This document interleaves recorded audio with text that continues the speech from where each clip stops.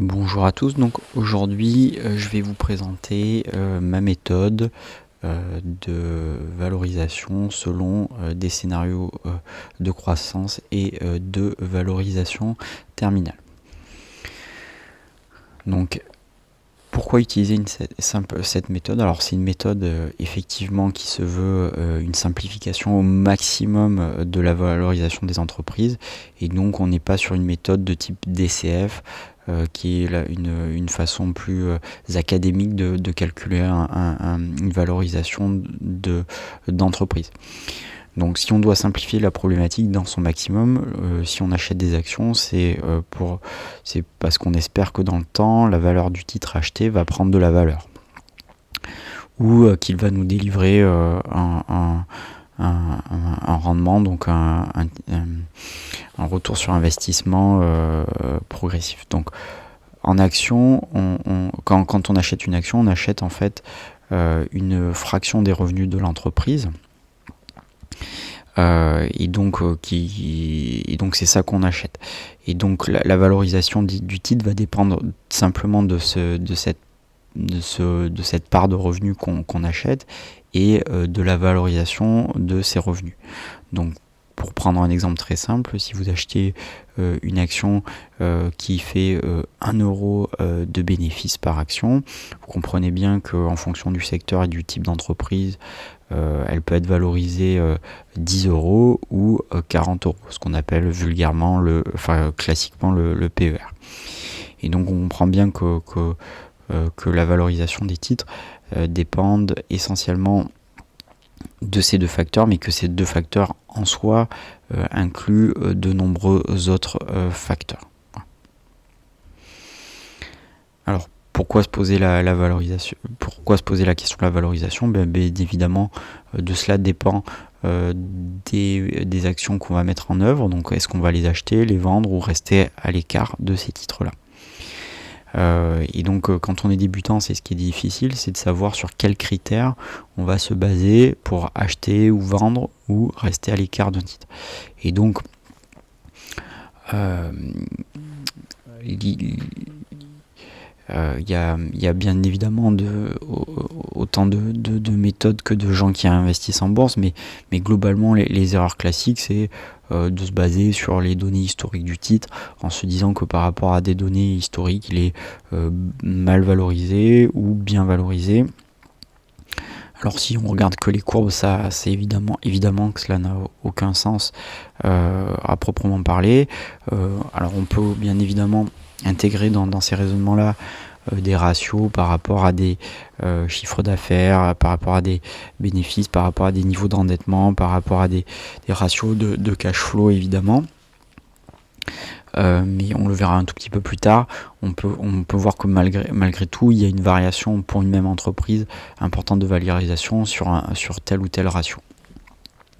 Alors, on peut se baser aussi sur des données graphiques. Alors là, on sort un petit peu de l'analyse fondamentale et plus sur des données d'analyse technique. Donc là, on sort un petit peu du propos. On peut aussi se baser sur les objectifs de l'entreprise qu'elle va afficher dans sa politique et donc de manière indirecte évaluer une valorisation de celle-ci. Alors bien évidemment les managements des entreprises ont plutôt tendance à peuvent avoir tendance à être optimiste ou trop optimiste par rapport à la réalité des choses, et donc il faut le prendre bien évidemment là aussi avec des pincettes. De la même manière, on peut aussi se baser sur les valorisations faites par les analystes, mais on voit bien que malgré que ce soit des professionnels qui ont le temps, les qualités, les ordinateurs et les datas pour le faire, on voit bien qu'il y a de grands écarts de valorisation et que ces valorisations finalement ne disent pas grand chose de l'entreprise, et que ça n'a peut-être de valeur qu'à court terme. En fait, ce que ça traduit souvent, c'est le sentiment du marché au jour d'aujourd'hui, plus que la véritable trajectoire de l'entreprise à venir. Et donc voilà. Donc à droite, je vous ai mis l'exemple de Microsoft. On voit bien que si on se base sur des données historiques en disant que, je sais pas moi, en septembre 2018, l'entreprise est chère puisque elle vaut 113 $ alors que sur les dernières décennies elle était en dessous de 50 $. On va dire que l'entreprise elle est chère, mais quand on voit ce qu'elle est donnée dans la suite, c'était probablement une excellente affaire en 2018. Donc on voit bien que la comparaison historique n'a absolument aucun sens. Donc là voilà un autre exemple avec LVMH. On voit bien que si on s'intéresse au niveau de valorisation sur des ratios, donc le plus courant comme le PER, alors que l'entreprise globalement n'a pas changé fondamentalement en 2018 par exemple ou en 2021, vous comprenez bien que LVMH ça reste une très belle entreprise avec de la croissance, des marges excellentes, un portefeuille excellent, etc. Et on voit bien que par exemple si on s'intéresse qu'aux revenus, le PER est passé de 21 à actuellement un PER un peu en dessous de 40, donc quasiment du simple au double. Or l'entreprise en soi, fondamentalement, ça reste la même entreprise. Sur d'autres valeurs, sur d'autres éléments de valorisation sur les revenus, on voit que là aussi on peut avoir des variations du simple au double en quelques années sans que fondamentalement l'entreprise ait changé. On peut regarder d'autres critères comme le price to book, etc. Alors on peut dire que c'est sur la variation des attentes et de la future croissance, mais là aussi vous voyez bien que par exemple si on prend 2015, vous avez un price sur forward earnings qui est plutôt autour de 16 et qui est actuellement à 30, donc quasiment là aussi du simple au double. Or fondamentalement l'entreprise n'a pas changé. Donc on voit bien que pour une même entreprise avec alors il faudrait regarder dans le détail, mais avec on va dire des fondamentaux globalement équivalents. Je pense pas qu'en 2016 LVMH était très endetté, n'était pas une entreprise profitable. Donc on voit bien que pour une même entreprise de même qualité, on peut avoir une valorisation qui varie énormément, notamment sur les revenus. Donc on peut intégrer à ce moment-là les perspectives de développement, mais on voit que ça suffit probablement pas à expliquer tout à fait les niveaux de valorisation. Et donc une des explications, c'est aussi ce dont on parle beaucoup, c'est la valeur de l'argent et donc les taux d'intérêt nominaux qui actuellement sont historiquement très bas et qui donc mécaniquement favorisent la valorisation des entreprises à la hausse du fait de la réallocation massive de l'argent des dettes d'État vers les actifs, et peut-être que là récemment on va ou dans les mois à venir voir une inversion de ces flux de capitaux. Donc l'idée dans mes scénarios, c'est d'être extrêmement simple. Donc on part sur le earning per share, donc le bénéfice par action de l'année actuelle ou de l'année passée. On applique un taux de croissance, un scénario, c'est un scénario, on ne fait pas un pronostic, on applique un scénario de croissance de ces bénéfices par action, et donc ça intègre plein de données en tant que telles, puisque ça inclut la croissance de son chiffre d'affaires, l'évolution de sa profitabilité et le nombre d'actions en circulation, et donc tous ces facteurs-là vont donner la croissance de ces bénéfices par action. Et donc on va appliquer une croissance de bénéfices par action, et donc on va ensuite à terme essayer d'appliquer là aussi un autre scénario de valorisation de ce bénéfice par action, donc du PER entre guillemets, qui inclut là aussi de multiples variables. Donc ça va être à ce moment-là quelles sont les perspectives de croissance en cours de l'entreprise, quel est son niveau bilanciel. C'est pas la même chose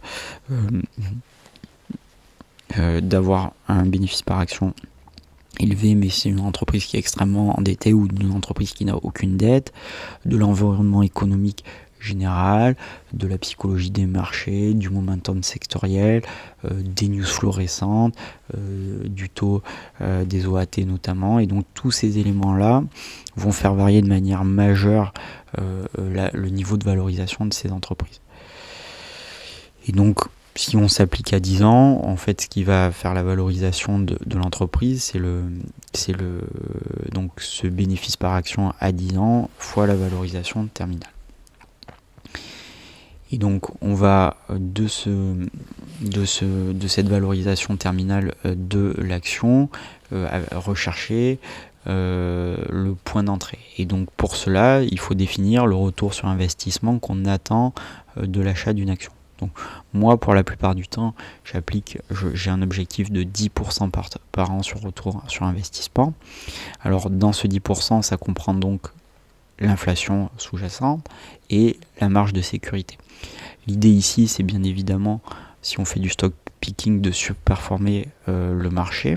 Et donc il faut avoir des objectifs élevés qui comprennent la marge de sécurité et donc pour être exigeant dans le choix de nos valeurs. On pourrait même dire que 10% c'est peut-être pas assez. Alors ça c'est à chacun de voir la marge de sécurité qu'on veut appliquer. De manière historique, si on regarde les données sur de très longs termes, donc par exemple sur 120 ans, le retour sur investissement réel, c'est-à-dire une fois retiré l'inflation, sur le marché US américain, on a entre 6 et 7% de retour sur investissement par an. On voit que sur des marchés européens, le retour sur investissement, notamment en France et en Europe, est plutôt autour des... en France et en Allemagne, par exemple, est plutôt autour des 3% réels. Et donc on voit bien que s'il y a... donc l'idée, c'est que ce différentiel, donc on va dire, si on vise un retour sur investissement donc de 10%, ça nous donne avec quelques pourcents d'inflation, plus quelques pourcents quelques points de marge de sécurité, il faut à minima, à mon sens, viser un retour de 10%. Bien sûr, ça dépend du type d'entreprise. Bien sûr, si l'entreprise est plus risquée, on peut attendre un retour sur investissement plus élevé. Ça dépend aussi des zones géographiques. Peut-être que l'objectif est peut-être moins élevé en Europe qu'aux États-Unis, par exemple, ou dans les marchés émergents. Et puis ça dépend de vos objectifs personnels. Voilà, donc là maintenant on va passer à l'exemple. Donc par exemple, si on reprend l'exemple de LVMH, donc le bénéfice par action en 2021 estimé, il va être autour de 21 €, donc on va partir de ça. Et puis on va appliquer à ce bénéfice par action un scénario de croissance, qui ici j'ai pris 15% pour les 5 prochaines années, puis de 8% de croissance par an sur les 5 années suivantes. Donc globalement, voilà, alors on peut dire que c'est optimiste, trop pessimiste, c'est à vous de faire votre propre analyse. Juste pour mémoire, la croissance du bénéfice par action sur les 5 dernières années en moyenne de LVMH, c'était 5%. Le taux de croissance du chiffre d'affaires, donc ça n'inclut pas l'augmentation des marges de profitabilité, était de 11% sur les 2 dernières années. Alors certes avec l'effet Covid, mais c'est 11% sur les 2 dernières années. Donc voilà, on peut dire 15%. En tout cas, ça donne une petite marge enfin, c'est pas un scénario très pessimiste en soi. Donc si vous appliquez cela, vous avez un bénéfice par action attendu dans 10 ans qui serait autour de 62 €. Et donc à ce moment-là, vous appliquez une valorisation terminale, donc par exemple un PER à 22.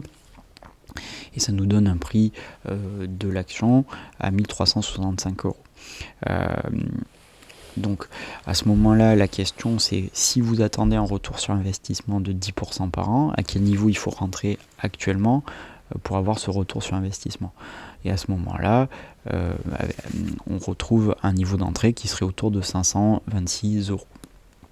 Alors une fois de plus, je ne fais pas le pronostic que le bénéfice par action va croître de temps par an sur les années à venir et que le PER terminal sera à 22. Par contre, ça me permet de voir par rapport à la valorisation actuelle qui est supérieure à 700 euros, ce que ça inclut comme scénario si je vise un retour sur investissement à 10% par an. Alors c'est bien sûr si vous visez un retour sur investissement inférieur, et que vous validez ce scénario-là de croissance des bénéfices et de valorisation terminale, et bien à ce moment-là, vous pouvez rentrer à 700 euros. Par contre, si vous pensez que ce scénario-là, il est plausible, mais que vous cherchez plus de 10% par an, à ce moment-là, vous serez encore plus exigeant sur le niveau d'entrée. Et donc, en faisant varier ces quelques paramètres, on peut voir voir dans quel couloir de scénario nous nous trouvons. Donc par exemple, si on refait un autre scénario sur LVMH et que vous êtes très optimiste sur l'entreprise, si vous pensez qu'elle va faire 25% de croissance sur les 5 prochaines années, puis 10% sur les 5 années suivantes, et que le PER terminal sera à 25, et bien à ce moment-là, vous aurez pour avoir un retour sur investissement de 10% par an, vous l'aurez jusqu'à la valeur de 994 euros. Et donc actuellement, vous pourriez dire que l'entreprise vous offrira un rendement supérieur. Alors là, l'idée, une fois de plus, c'est pas de faire un pronostic sur ce qui va se passer, parce que c'est extrêmement compliqué, puisqu'il y a énormément de variables qui rentrent en compte. Mais par contre, ça permet de se dire, mettre en perspective la valorisation actuelle par rapport au scénario que vous jugez plausible. Moi, actuellement, par exemple, sur LVMH, je pense que le taux de croissance 15% par an sur les 5 prochaines années, 8% par an, c'est un scénario qui est pas très pessimiste. Une valorisation terminale à 22, c'est pas non plus là aussi délirant. Une valorisation plus élevée, actuellement on va se dire maintenant LVMH, le PER il sera toujours plus élevé. Vous verrez qu'historiquement c'est pas forcément le cas et c'était déjà une très belle entreprise. Donc aujourd'hui la valorisation des marchés fait que toutes les belles entreprises ont des PER très élevés, mais peut-être que l'environnement du marché va changer et à ce moment-là, les valorisations ne seront pas les mêmes. En tout cas, je préfère faire des scénarios pour ma part plutôt conservateurs, car j'intègre là-dessus une certaine marge de sécurité. Voilà. Donc voilà, n'hésitez pas à me dire en commentaire ce que vous pensez de cette approche. C'est une approche, bien évidemment, comme je vous l'ai dit, qui est approximative, l'idée c'est pas de valoriser à l'euro près les actions, mais c'est de savoir dans quelle fenêtre de valorisation on se retrouve. Est-ce qu'on est sur des scénarios très optimistes par rapport à la valorisation actuelle, ou est-ce qu'on est sur des scénarios des scénarios moins optimistes, et donc moi ça me permet à des fois d'avoir un GPS extrêmement précis, d'avoir au moins une boussole pour me repérer sur les niveaux de valorisation actuels. Voilà, donc n'hésitez pas à me dire ce que vous en pensez et en commentaire. Voilà, à bientôt.